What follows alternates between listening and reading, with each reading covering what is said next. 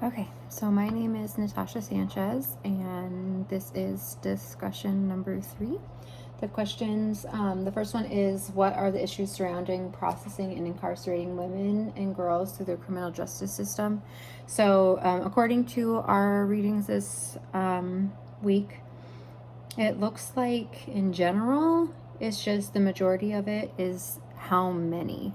So, and looks like in 2016, the consensus data is that there's been such an influx of how many people are actually coming into the jail that it is having a hard time kind of dealing with that many people compared to what it was like, in the 1960s or the 1860s when there wasn't that many women coming into the jail system and they didn't have to deal with that. So the other question is, based on the readings regarding the nature of female offending, do you think it's important for girls and women to receive treatment? So I, going over the reading, kind of doing some research online, the biggest thing I think in women offenders in general is mental health. All of the mental health issues, whether that be from the confinement or from being pregnant in prison or their victimization from before or any of those things, all of those are mental health factors, and I think those things need to be addressed, and whether that's a man or a woman, but I think especially for females, those things need to be addressed. That could be through counseling, that could be through any forms of groups.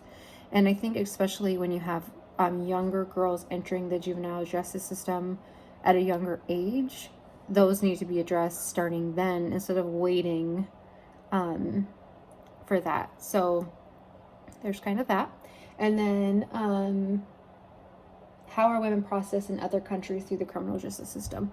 So I was doing some research online, and it looks like every country is going to have obviously their own prison systems, but it shows that the number of women imprisoned, we are the highest country with imprisoned women.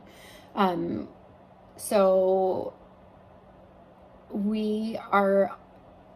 us and China have the biggest number of women, and then under us is going to be looks like Russia, Thailand, Brazil, and Vietnam. And this is from prisonstudies.org, and this was taken in 2015, this specific study.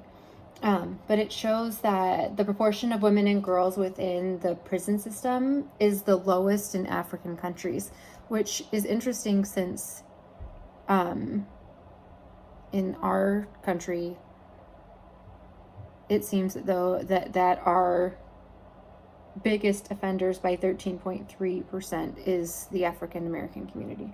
So it's very interesting to see kind of the levels.